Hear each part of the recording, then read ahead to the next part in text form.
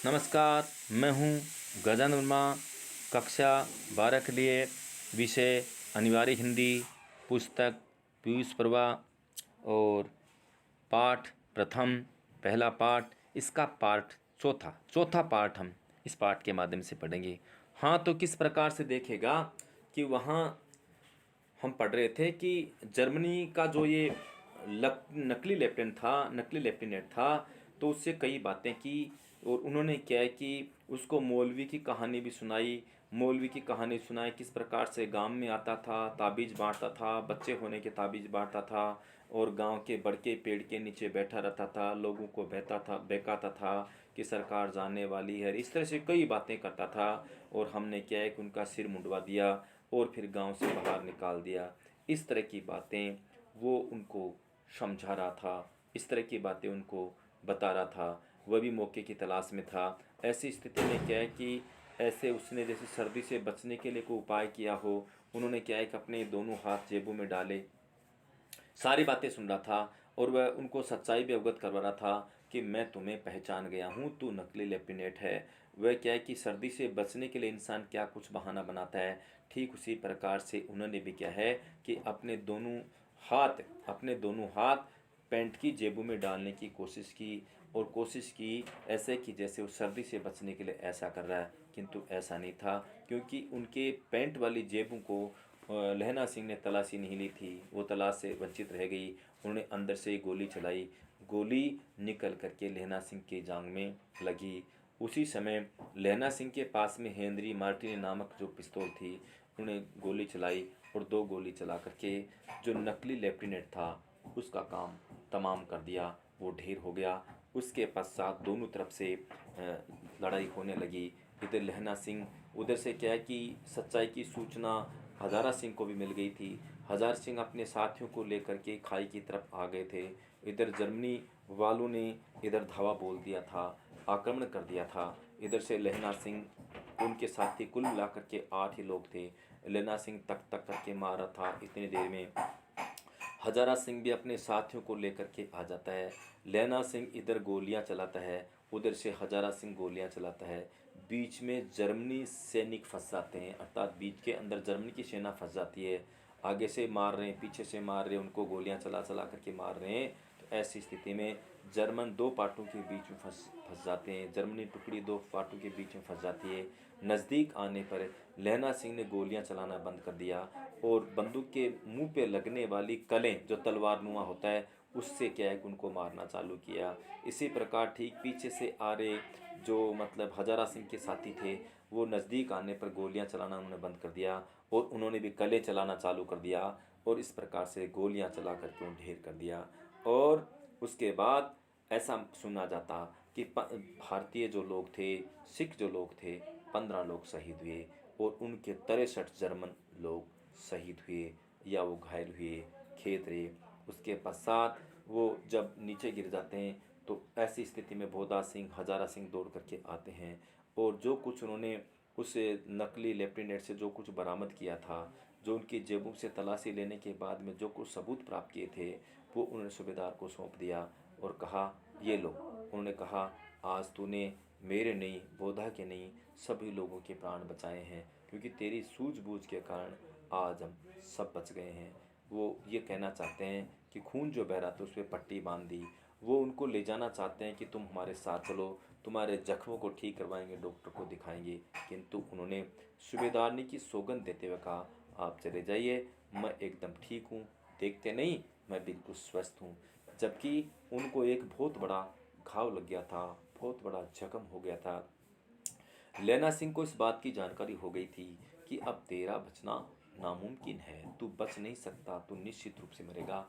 तो तेरे साथियों के मन में ऐसा नहीं होना चाहिए कि लैना सिंह बहुत ज़्यादा दुखी है, लैना सिंह की बहुत ज़्यादा जख्म हो गया है, उनको बहुत ज़्यादा पीड़ा होगी। और वह क्या है कि इन लोगों को बचा करके बहुत खुश था और वह उनको वहाँ से भेज देना चाहता था। उन्होंने कहा देखिए आप चले जाइए, यहाँ से फील्ड अस्पताल ज़्यादा दूर नहीं है और देखिए मेरे पास में ये बाकी लोग हैं, ये मेरा सहयोग कर देंगे, ज़रूरत पड़ेगी तो वहाँ से जाने के पश्चात गाड़ी भेज देना। और इस प्रकार से अपने साथियों को भेज देते हैं और मृत्यु से या पर एक तरह से लेट जाने के पश्चात वो कहते हैं मेरा पट खोल दो, बहुत पीड़ा हो रही है। उनके शरीर से खून बह रहा है और बार बार जो उससे साथी से कह रहा है कि पानी पिला दो, पानी पिला दो। फिर वो जीवन की स्मृतियाँ उनके ताज़ा हो जाती है, पुनः उनको याद करते हैं कि किस प्रकार से बचपन के अंदर वो दही लेने जाते थे, वो बालिका थी और ये बच्चा था, किस तरह से गुड़माई कह करके चिढ़ाते थे। आज उनकी शादी हो गई, एक उनका बच्चा, उनका पति है। ये बातें जीवन में चलती है। ऐसा भी माना जाता है कि जो इंसान संसार को छोड़ करके एक बार जाता है तो उस समय क्या है कि पुरानी स्मृतियाँ वापस एक बार ताज़ा हो जाती है। अब इसमें इसके आगे देखिए, तो देखिए उन्होंने कहा जब वो जाने के लिए मना कर देते हैं कि मैं नहीं जाना चाहता, तो देखिए उन्होंने क्या कहा। मैं पट्टी बंधवाने चाही पर उसने ये कहकर टाल दिया कि थोड़ा घाव है, सवेरे देखा जाएगा। बोधा सिंह ज्वर से बरा रहा था, अर्थात ज्वर बुखार चढ़ी थी और ऐसी स्थिति में बड़बड़ा रहा था, बरा रहा था। वह गाड़ी में लिटाया गया। लहना सिंह को छोड़कर वह जाना नहीं चाहता था। सूबेदार लहना सिंह को छोड़ करके नहीं जाना चाहता था। ये देख लहना ने कहा, तुम्हें बोधा की कसम और सूबेदार ने जी की सौगंध है, जो इस गाड़ी में न चले जाओ। अर्थात तुम्हें सौगंध है, इस तरह से उनके बेटे की सौगंध दिला दी, उनकी पत्नी की सौगंध दिला दी। आप इस गाड़ी में अगर नहीं गए तो अर्थात आप इस गाड़ी में बैठ करके चले जाइए, मैं एकदम स्वस्थ हूँ। क्योंकि उनको पता है अगर गाड़ी में बिठा करके मुझे ले जाएंगे तो उनको सच्चाई का पता लग जाएगा और ये मेरी रक्षा करने का प्रयत्न करेंगे। लेकिन ये निश्चय हो गया, क्लियर हो गया कि मेरा बचना नामुमकिन है, मैं मुश्किल ही बचूंगा। इसलिए उन्होंने अपने साथियों को अर्थात हजारा सिंह को, सूबेदार ने की और उनके बेटे की सौगंध दिला करके भेज दिया। वो नहीं जाना चाहते थे उनके साथ। और तुम, उन्होंने कहा, तुम्हें बोधा की कसम और सूबेदार ने की सौगंध है, जो इस गाड़ी में न चले जाओ। और तुम मेरे लिए वहाँ पहुंचकर गाड़ी भेज देना। और जर्मन मुर्दों के लिए भी तो गाड़ियाँ आती होगी ना। मेरा हाल बुरा नहीं है, देखते नहीं मैं खड़ा हूँ, वजीरा सिंह मेरे पास ही तो है। अच्छा, पर बोधा गाड़ी पर लेट गया, भला आप भी चढ़ जाओ। सुनिए, तो सूबेदारनी होरा को चिट्ठी लिखी तो मेरा मत्था टेकना लिख देना। जब सूबेदार वो उसका बेटा जब जा रहा था तो उसने, लहना सिंह ने बोधा सिंह के पिता हजारा सिंह से कहा कि जब आप जाओ, अब जब आप चिट्ठी लिखो तो लिख देना, उसने कहा था मैंने कर दिया। अर्थात सूबेदारनी ने मुझे जो कहा था मैंने कर दिया। यहाँ से पत्र लिखो तो लिख देना। और जब आप गांव जाओ तो वहाँ जाकर कह भी देना कि लहना सिंह से आपने जो कुछ कहा था, अर्थात आपने लहना सिंह को जो कुछ कहा था वैसा उसने कर दिया है। उसने कहा था वो मैंने कर दिया। वहाँ जा कर के आप ये सारी बातें बतला देना और जब जाओ तो मेरा मत्था टेकना कह देना। तो क्या कहा, बोधा गाड़ी, इसके बाद में मेरे लिए पहुंचकर गाड़ी भेज देना हो गया। बोधा गाड़ी पर लेट गया और उन्होंने कहा, सुनिए, तो सूबेदारनी होरा को चिट्ठी लिखो तो मेरा मत्था टेकना लिख देना। और जब घर जाओ तो कह देना कि मुझसे जो उसने कहा था वह मैंने कर दिया। गाड़ियाँ चल पड़ी थी। सूबेदार ने चढ़ते चढ़ते लहना का हाथ पकड़ कर कहा था, तेने मेरे बोधा के प्राण बचाए हैं, लिखना कैसा, साथ ही घर चलेंगे। अपनी सूबेदारनी को तू ही कह देना उसने क्या कहा था। अब आप गाड़ी पर चढ़ जाओ। वो चाहते थे कि गाड़ी पर चढ़ करके जल्दी चले जाए क्योंकि मेरी स्थिति ज़्यादा ठीक नहीं है। अब आप गाड़ी पर चढ़ जाओ, मैंने जो कहा वह लिख देना और कह भी देना। गाड़ी के जाते लहना लेट गया, वजीरा पानी पिला दे और मेरा कमरबंद खोल दे, तर हो रहा है। कमरबंद में क्या है कि गोली लग गई थी, उससे खून निकल रहा था, दुखी हो रहा था। तो उन्होंने कहा कि मेरा कमरबंद खोल दे, तर हो रहा है, अर्थात उससे खून निकल रहा है। वह उन लोगों को नहीं जताना चाहता था, उन लोगों को नहीं बताना चाहता था कि मैं जख्मी हो गया हूँ, मेरा जीना नामुमकिन है। उनके जाने के पश्चात जैसे गाड़ी में लेट करके बैठ करके चले जाते हैं, लेट जाता है और अपने साथी से कह करके बार बार पानी पीने का प्रयास करता है, क्योंकि उनका गला सूख रहा था। मृत्यु के कुछ समय पहले स्मृति साफ हो जाती है।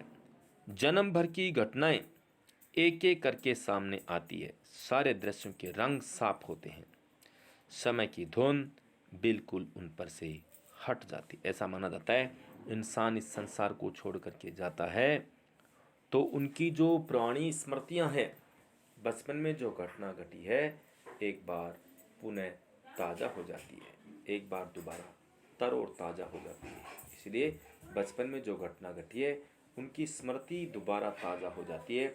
ठीक उसी प्रकार से जब वो लेट जाते हैं, लहना सिंह लेट जाते हैं, तो बचपन की वो यादें, बचपन की वो घटना, जो कि ये भी अपने ननिहाल गए हुए थे और वो सूबेदारनी जो बच्ची थी वो भी ननिहाल गई हुई थी, आपस में मिलते हैं, किस तरह से बातें होती है, तुम्हारी कुड़माई हो गई है, इस तरह की बातें उनकी स्मृति पटल पर अंकित होती है और बार बार उनके दिल और दिमाग पर वो बात छा जाती है। ऐसा माना जाता है कि मरने से पहले बचपन में कोई ऐसी महत्वपूर्ण घटना, महत्वपूर्ण बात अगर हुई है तो मरने से पहले एक बार वह बात अवश्य उसके स्मृति पटल पर आती है। ठीक उसी प्रकार से वो बातें भी आज उनके स्मृति पटल पर आ रही है और वो उसी ध्यान में लगे हुए हैं कि जीवन में किस तरह से बचपन की वो यादें उनके दिल और दिमाग पर छा जाती है। तो देखिएगा, मृत्यु के कुछ समय पहले स्मृति साफ हो जाती है। जन्म भर की घटनाएं एक एक करके सामने आती है। सारे दृश्यों के रंग साफ होते हैं। समय की धुंध बिल्कुल उन पर से हट जाती है। लैना सिंह 12 वर्ष का था। अमृतसर में मामा के यहाँ आया हुआ था। दही वाले के यहाँ, सब्जी वाले के यहाँ, हर कहीं उसे 8 वर्ष की लड़की मिल जाती है। लैना सिंह तो 12 वर्ष का था और वो जो सूबेदारनी वो छोटी बच्ची थी, वो मात्र 8 साल की थी। वो सब्जी वाले के यहाँ कहीं न कहीं वो दोनों आपस में मिल जाते और लैना सिंह छोटा बच्चा ही था। शुरू में तो कोई बातें नहीं की, किंतु बाद में उसको चुहल सूझती थी, मजाक सूझता था और वो कहता तुम्हारी कुड़माई हो गई क्या, और इस तरह से धत कह करके वो भाग जाती। इस तरह से काफ़ी दिन निकल गए, कई बार ऐसा होता रहा। एक दिन सूबेदारनी जो छोटी बच्ची थी उस समय उसे भी चुहल सूझी और उसने भी मजाक में कह दिया हाँ हो गई, और हाँ हो गई। देखते नहीं रेशम का शॉल मैंने जो ओढ़ रखा है। इतना सुनने के पश्चात उसकी हालत लहना सिंह की खराब हुई और रास्ते में न जाने क्या क्या उल्टा सीधा करके घर पहुंचा। तो देखिएगा, इसमें भी ऐसा ही दे रखा है।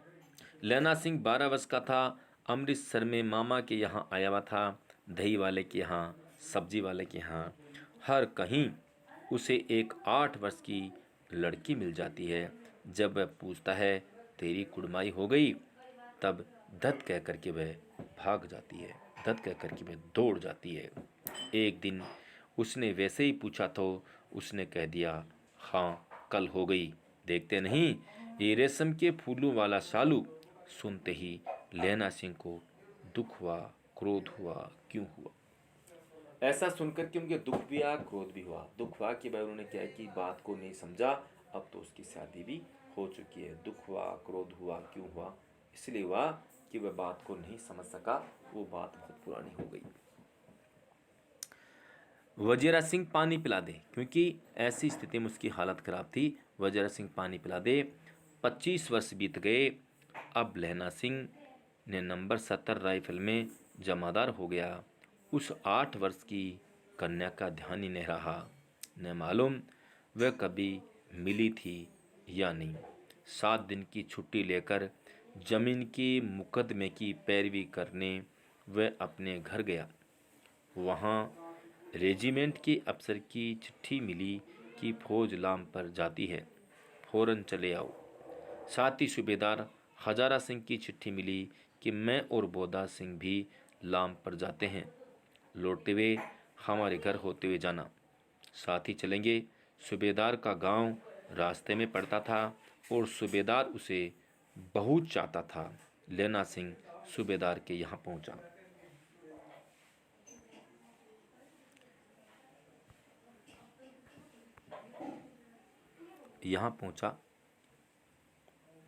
और उन्हें क्या कहा?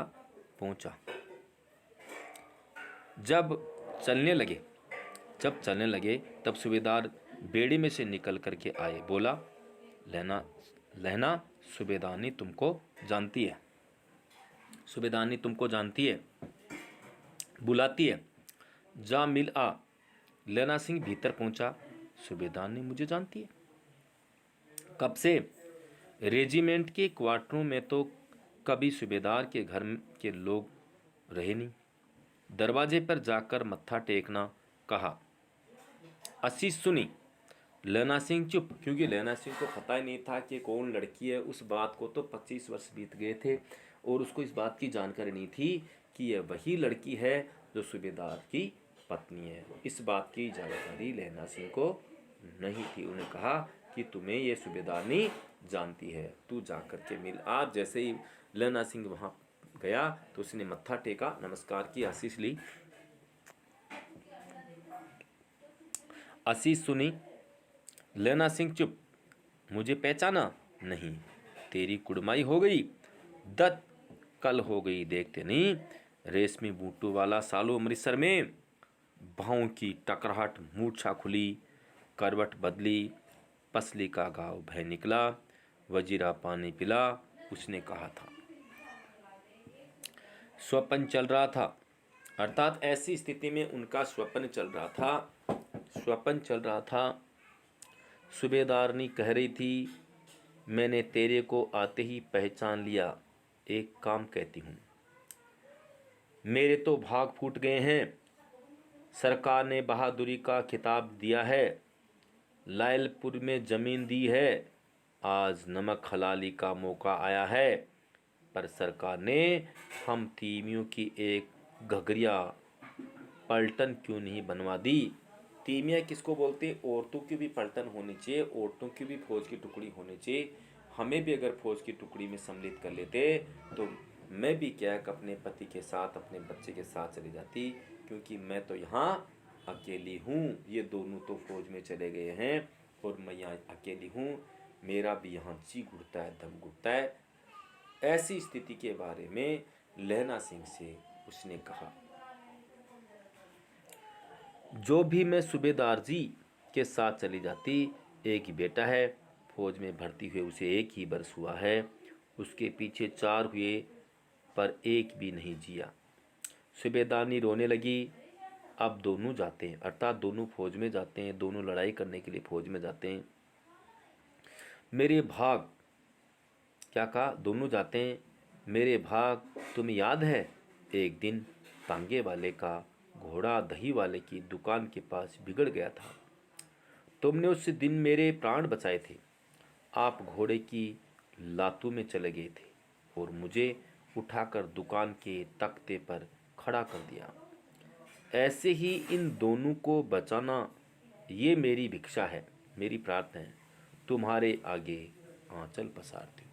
जिस प्रकार से उस घोड़े से, उस पशु से आपने मेरी जान बचाई है, उसी प्रकार से आप भी मेरे इस पुत्र और मेरे पति के जीवन की रक्षा करना। मैं आपके सामने आंचल पसारती हूँ। ये बातें लैला सिंह के दिल और दिमाग पर छा गई। क्या कहा कि यह मेरी भिक्षा है, तुम्हारे आगे आंचल पसारती हूँ। रोती रोती सूबेदारनी औरी में चली गई, ऊपर वाले कमरे में चली गई। लहना भी आंसू पहुँचता हुआ बाहर आया। वजीरा सिंह पानी पिला, उसने कहा था। क्योंकि ये जो भाव, ये विचार उनके दिमाग में चल रहे थे, तो उन्होंने मन में विचार किया और ऐसी स्थिति के अंदर दुखी हो रहा था। उनको प्यास लग रही थी और उन्होंने वजीरा से कहा, वजीरा सिंह पानी पिला दे, क्योंकि खून के शरीर से बहुत ज़्यादा बह चुका था। प्यास उनको बार बार लग रही थी, तो उन्होंने कहा पानी पिला दे। और कहा, वजीरा पानी पिला दे, उसने कहा था, अर्थात सूबेदारनी ने कहा था। लैना सिंह का सिर अपनी गोद में रखे वजीरा बैठा है, जब मांगता है तब पानी पिला देता है। आध घंटे तक लहना चुप रहा, फिर बोला, कौन? कीरत सिंह? वजीरा ने कुछ समझ कर कहा, हाँ भैया, मुझे और ऊंचा कर ले, अपने पट पर मेरा सिर रख ले। वजीरा ने वैसा ही किया। हाँ, अब ठीक है, पानी पिला दे। बस अब के हाड़ में ये आम खूब पकेगा, अब की बार ईश्वर से आम खूब पकेंगे, अर्थात इनके आम खूब लगेंगे, खूब पकेंगे। चाचा भतीजा दोनों यहीं बैठकर आम खाना। कितना बड़ा तेरा, देखिए, जितना बड़ा तेरा भतीजा है उतना ये आम है। जिस महीने उसका जन्म हुआ था उसी महीने में मैंने इसे लगाया था।